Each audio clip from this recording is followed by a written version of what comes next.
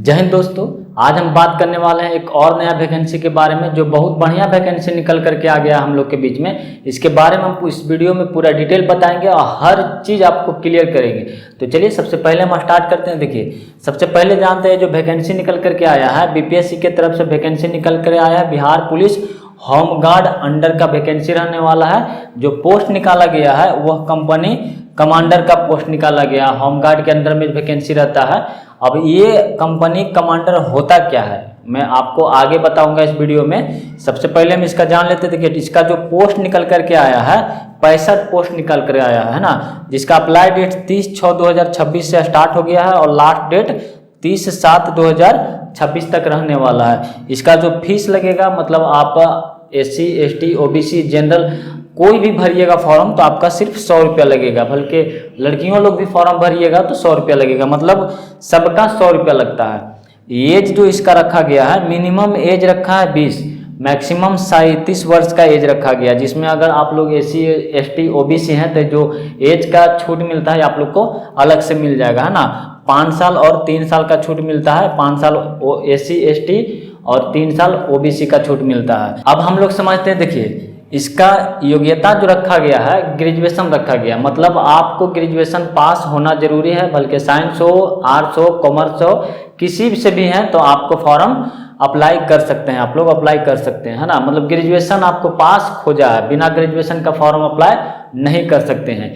इसमें selection process किस आधार पे होगा, फिजिकल कितना रखा गया है, काम क्या करना पड़ेगा, है ना। ये जो कंपनी कमांडर का वैकेंसी निकल करके आया है होमगार्ड के अंदर में, इसका काम क्या रहता है हम आपको वीडियो को लास्ट तक जरूर देखिएगा, मैं आपको पूरा कवर करूंगा, है ना। और सैलरी कितना मिलता है तो चलिए हम पूरा डिटेल बताएंगे हम अपने स्क्रीन के ऊपर। और पूरा नोटिफिकेशन जो निकल करके आया है इसको हम रीड करके आप लोग को पॉइंट टू पॉइंट क्लियर करेंगे। तो आप लोग वीडियो को पूरा जरूर देखिएगा, वीडियो को लास्ट तक जरूर देखिएगा ताकि एक भी जानकारी आप लोग को छूट नहीं पाए। देखिए, सबसे पहले हम लोग जान लेते हैं इस वैकेंसी में आप फिजिकल जो होगा और फिजिकल किस आधार पे रखा गया है इसके बारे में हम लोग जान लेते हैं। ऊंचाई, सीना और वजन के लिए कोई अंक दे नहीं होगा। सबसे पहले हम लोग जान लेते हैं जो फिजिकल होगा, जिसमें आपका हाइट, चेस्ट, वजन, ये सब में आपका कोई भी नंबर नहीं जुटेगा, बस क्वालिफाई के लिए ये रखा जाएगा। जैसे आपका ऊंचाई सामान्य वर्ग के लिए रखा गया है 165 सेंटीमीटर और SC ST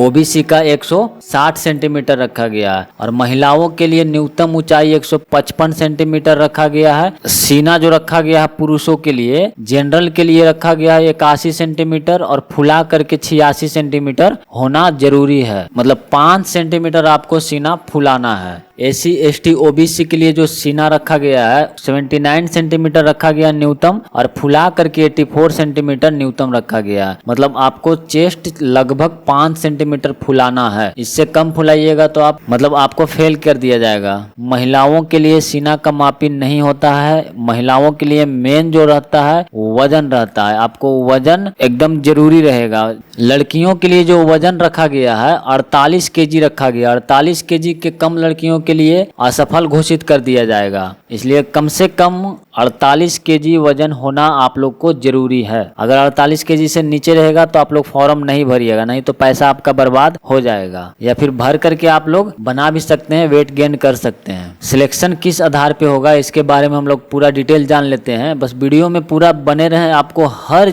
चीज एक एक टॉपिक आप लोग को क्लियर करेंगे कि किस तरह से सिलेक्शन प्रोसेस होगा, कितना अंक का क्वेश्चन होगा, कितना मार्क्स रहने वाला है, कितना समय दिया जाएगा, मतलब हर चीज हम आपको क्लियर करेंगे। बस वीडियो को लास्ट तक जरूर देखिएगा। थोड़ा सा वीडियो लंबा होगा लेकिन हम आप लोग को एकदम डिटेल बताएंगे। इसमें जो लिखित परीक्षा होगा 2 परीक्षा होगा, प्रारंभिक परीक्षा और मेंस परीक्षा, है ना। प्रारंभिक परीक्षा में जो क्वेश्चन होगा टोटल मार्क्स 200 रहेगा। देखिए, प्रथम चरण में जो प्रारंभिक परीक्षा होगा टोटल मार्क्स जो रहने वाला है 200 और प्रश्नों की संख्या रहने वाला है 100, मतलब 100 प्रश्न का क्वेश्चन होगा और टोटल मार्क्स जो रहेगा आपको 200 रहेगा, जिसमें आपको समय 2 घंटा दिया जाएगा। इसमें आपको 30% पास मार्क लाना जरूरी है। अगर पास मार्क नहीं रहेगा तो आप लोग को जो मेंस एग्जाम होगा इसमें आप लोग को नहीं बुलाया जाएगा। इसलिए आपको ये पास करना जरूरी है, तभी जाकर के आप लोग मेंस दीजिएगा। और ये इसमें जो पास कीजिएगा इसका मेरिट नहीं बनेगा, बस पास के लिए एग्जाम लिया जाता है प्रथम, जिसको हम लोग प्रारंभिक परीक्षा बोलते हैं। और इसमें जो पास होगा इसका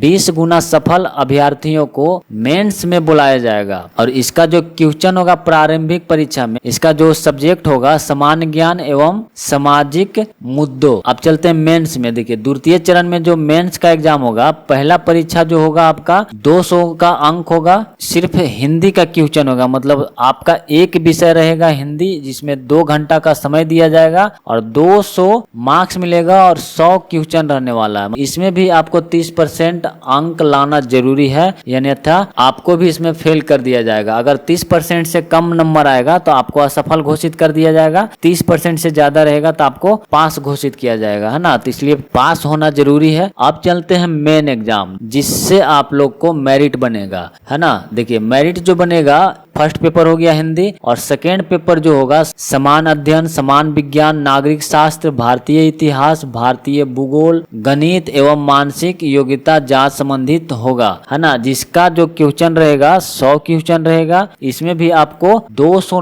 मार्क्स रहेगा और समय जो रहेगा 2 घंटा रहेगा। इसमें आपको ज्यादा से ज्यादा नंबर लाना है, इसी पे आप लोग को मेरिट बनेगा। और दोनों चरणों की परीक्षा में प्रत्येक गलत उत्तर के लिए 0.2 अंक काट लिया जाएगा। मतलब साफ साफ यह है कि इसमें आपका नेगेटिव मार्क्स रहेगा, इसलिए थोड़ा ध्यान से। लिखित परीक्षा के आधार पर देखिए, इसमें मुख्य लिखित परीक्षा के आधार पर रिक्तियों के 6 गुना अभ्यर्थियों को चयन कोटिवर मेघानुसार शारीरिक दक्षता परीक्षा के लिए किया जाएगा। मतलब इसमें जो पास होगा इसका 6 गुना आपको फिजिकल के लिए बुलाया जाएगा, जिसमें आपको फिजिकल भी पास होना जरूरी है। और जो फिजिकल फाइनल करेगा उसका ही इसमें ज्वाइनिंग होगा और जॉब लगेगा, मतलब नौकरी कर पाइएगा। तो चलिए हम फिजिकल के बारे में भी जान लेते हैं। अब आया आपका फाइनल, जिसको हम लोग बोलते हैं फिजिकल, है ना।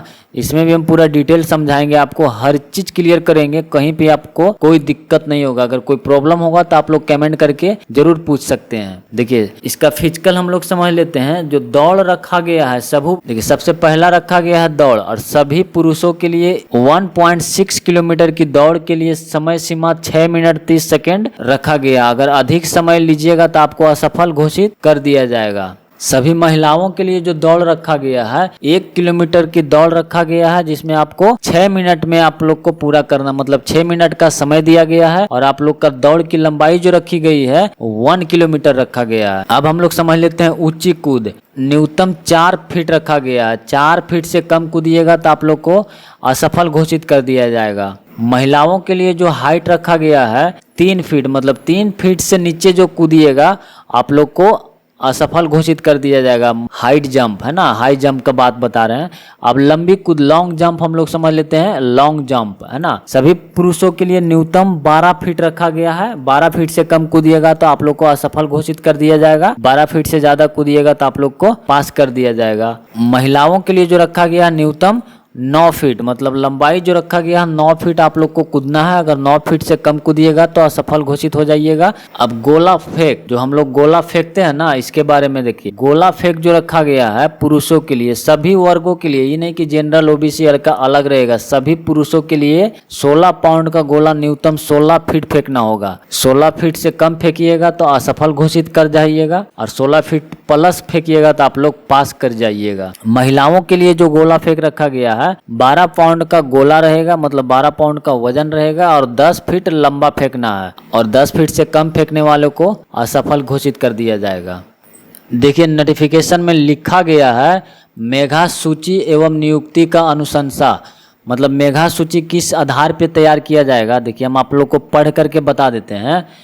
उपरोक्त पदों पर नियुक्ति हेतु चयन के लिए अंतिम रूप से सफल अभ्यर्थियों की मेधा सूची मुख्य लिखित परीक्षा में प्राप्त अंकों के आधार पर मेधा क्रमानुसार आरक्षण कोटिवार तैयार किया जाएगा। मतलब साफ साफ है कि जो आपका मेंस एग्जाम होगा इसमें ज्यादा से ज्यादा नंबर लाइएगा और इसी पे आपका मार्क्स और मेरिट बनेगा। मतलब आपका ज्यादा नंबर रहेगा तो आप निश्चित रहिएगा कि आपका ये जॉब 100% हो जाएगा। इसलिए आप लोग मेंस एग्जाम पे ज्यादा फोकस कीजिएगा।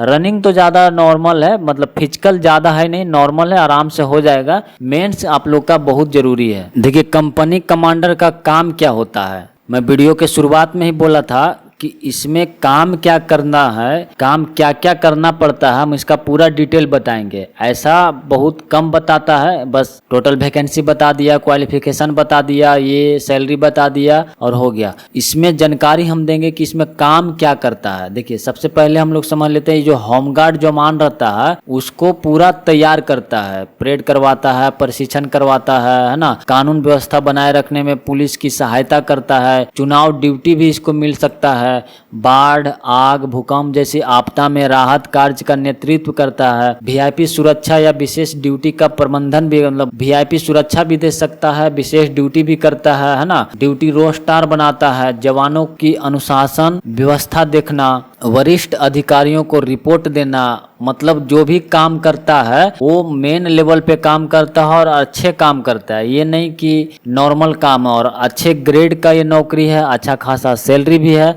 देखिए इसमें जो सैलरी मिलेगा आपको लेवल 6 रखा गया है ना, पे लेवल 6 रखा गया है, जिसमें आपको 35,400 रुपया बेसिक पे रहता है, मतलब बेसिक सैलरी रहता है, जिसमें आपको डीए मिलेगा, एचआर मिलेगा, टीए मिलेगा और एनपीएस का भी इसमें सुविधा है, जैसे अन्य सरकारी सुविधा भी मिलता है ना, वो भी आपको मिलेगा। ये सब टोटल मिला करके बेसिक पे और जितना सारा भत्ता मिलता है इसको टोटल जोड़ दीजिएगा तो लगभग आपको जो महीना में आपका सैलरी आएगा आपके पास लगभग 45,000 से 55,000 रुपये प्रति मंथ मिलेगा। मतलब पर मंथ आप लोग को 45 से 55,000 तक सैलरी मिलेगा, और इससे कुछ ज्यादा भी हो सकता है और कम भी हो सकता है, ये आपका जॉब लोकेशन पे निर्भर करता है। और इसमें सबसे बड़ी बात क्या है ना, इसमें प्रमोशन होने का ज्यादा चांस रहता है, मतलब प्रमोशन जल्दी मिलता है।